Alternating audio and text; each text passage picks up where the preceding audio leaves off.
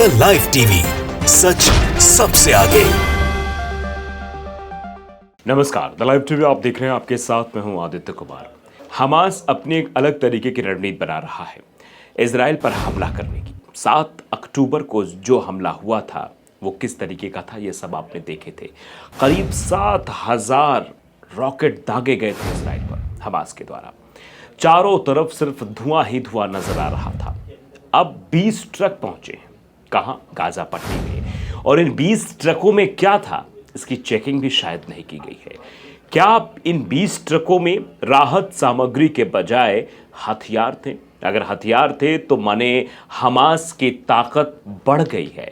और हमास के जो 35,000 सैनिक हैं, जो लगातार डटे हुए हैं, जो इंतज़ार कर रहे हैं कि अगर इजराइल की तरफ से ज़मीनी अटैक होता है तो हम भी ज़मीनी अटैक करने के लिए तत्पर हैं और हम बिना कुछ सोचे समझे इजराइल के अटैक का जवाब देंगे। और जिस तरीके से अब ये सामग्री पहुंची है, जो गाज़ा पट्टी में 20 ट्रक पहुंचे हैं, इसको लेकर तरह तरह की अटकलें लगाई जा रही हैं। आप देख सकते हैं किस तरीके की चीज़ें यहाँ पर दिखाई दे रही हैं। अब 12 दिन के बाद गाज़ा में ये राहत सामग्री पहुंची थी। सब जगह चर्चा है राहत सामग्री, लेकिन उन 20 ट्रकों में क्या था, ये अपने आप में दिलचस्प सवाल बना हुआ है। इजरायली घेराबंदी के बीच राहत सामग्री लेकर 20 ट्रक शनिवार को गाज़ा पट्टी पहुंच गए। संयुक्त राष्ट्र ने जल्द ही और सामग्री भेजने की बात कही है। हमास के इजराइल पर हमले के बाद इजरायली सेना की घेराबंदी से आवश्यक वस्तुओं की किल्लत झेल रहे 23 लाख गाजा वासियों के लिए 20 ट्रक राहत सामग्री ऊंट के मुंह में जीरा के समान है। इस पर भी चर्चा हो रही है। 12 दिन से जारी इजरायली घेराबंदी के बीच बाहरी दुनिया से मानवीय सहायता के लिए 20 ट्रक शनिवार को गाजा पट्टी में दाखिल हुए। ये ट्रक मिस्र के रफाह बॉर्डर के रास्ते गाजा पहुंचे। अंतर्राष्ट्रीय दबाव के बावजूद इजरायली सेना ने केवल 20 ट्रकों में लदी राहत सामग्री को ही गाजा में प्रवेश की अनुमति दी है। संयुक्त राष्ट्र ने जल्द ही और सामग्री भेजने की बात कही है, लेकिन इससे पहले कि रात इजरायली वायुसेना ने गाजा पर भारी बमबारी की। इसमें कई आवासीय भवन भी नष्ट होने और 50 फिलिस्तीनियों के मारे जाने की भी सूचना है। 7 अक्टूबर के बाद से जारी इजरायली बमबारी में अभी तक गाजा पट्टी के 4,385 लोग मारे जा चुके हैं और 13,617 लोग घायल हुए हैं। मरने वालों में 1,756 बच्चे भी शामिल हैं। हमास के इजराइल पर हमले के बाद इजरायली सेना की घेराबंदी से आवश्यक वस्तुओं के किल्लत झेल रहे 23 लाख गाजा वासियों के लिए 20 ट्रक राहत सामग्री ऊंट के मुंह में जी रहा है। लेकिन अगर इन ट्रकों में कुछ और है तो इससे आप समझ सकते हैं कि क्या कुछ चीज़ें बड़ी होने वाली हैं। आप देखिए, ये द क्विंट की तरफ से आंकड़ा भी सामने आया है। हमास का दावा, गाजा में मौत का आंकड़ा 5,000 पार, 2025 बच्चे शामिल। इजराइल और हमास के बीच युद्ध जारी है। 16 दिन बीत चुके हैं। अब इजराइल में गाजा पट्टी पर हवाई हमले तेज हो गए हैं। गाजा में संकट और गहराता जा रहा है। गाजा में 5,000 से ज़्यादा लोगों की मौत हो गई है। गाजा में हमास द्वारा संचालित स्वास्थ्य मंत्रालय ने कहा कि 7 अक्टूबर से इजरायली हमलों में कम से कम 5,087 फिलिस्तीनी मारे गए हैं। इसमें कहा गया कि मृतकों में 2,055 बच्चे भी शामिल हैं।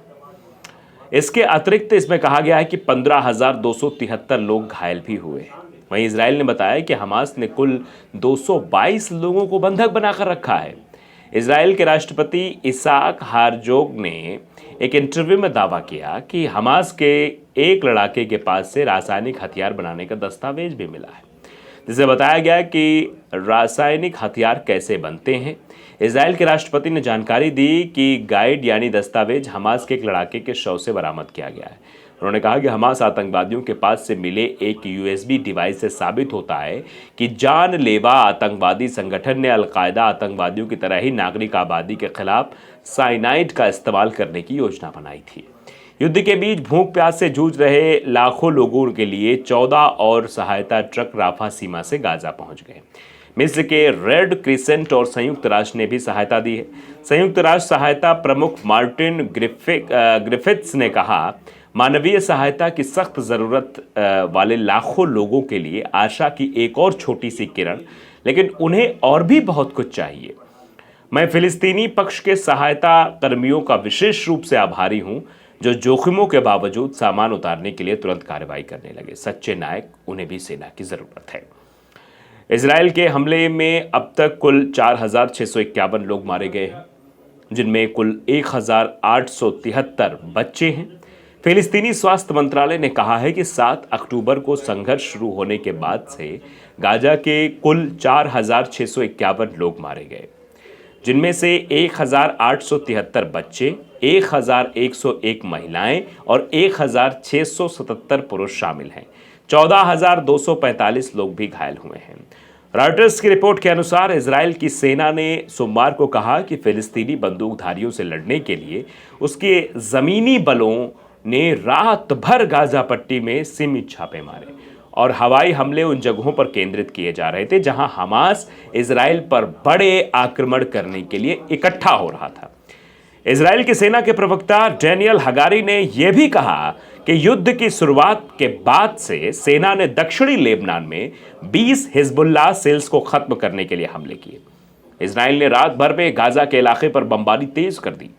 इजराइल के सैन्य प्रवक्ता रियर एडमिरल डैनियल हगारी ने कहा कि देश ने गाजा में हवाई हमलों को बढ़ा दिया है, जिससे युद्ध के अगले चरण में सैनिकों के लिए जोखिम कम हो सके। रॉयटर्स की रिपोर्ट के अनुसार फिलिस्तीनी स्वास्थ्य मंत्रालय ने 23 अक्टूबर को कहा कि इजराइल के कब्जे वाले वेस्ट बैंक में रामल्लाह के पास जलाजोन शरणार्थी शिविर में 2 फिलिस्तीनी मारे गए हैं। रिपोर्ट के अनुसार इजरायली बलों ने शिविर पर छापा मारा और बड़े पैमाने पर गिरफ्तारियां की, जहां वे बंदूकधारियों और पथराव करने वाले कुछ युवाओं से भिड़ गए।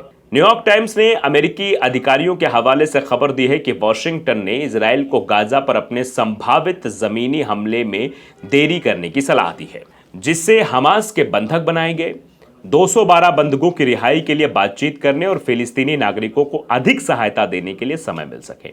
वहीं अखबार के अनुसार यूएस ईरान समर्थित संभावित हमले से निपटने के लिए तैयारी करने को लेकर भी समय चाहता है। संभावना है कि गाजा पर जमीनी हमले के बाद ईरान हस्तक्षेप कर सकता है। इधर इजरायली सेना ने लेबनान में 2 हिजबुल्लाह के ठिकानों पर अटैक करने का दावा किया है। इजराइल ने कहा कि हिजबुल्लाह का एक ठिकाना इजरायली बॉर्डर से सटे शहर मटाट के पास पहुंचा, जबकि दूसरा शेबा फॉर्म में था। दोनों ही ठिकानों पर इजराइल ने एंटी टैंक मिसाइलों और रॉकेटों से हमला कर दिया और उन्हें नष्ट कर दिया। America, Britain, Canada, France, Germany और इटली के नेताओं ने गाजा को लेकर बातचीत की।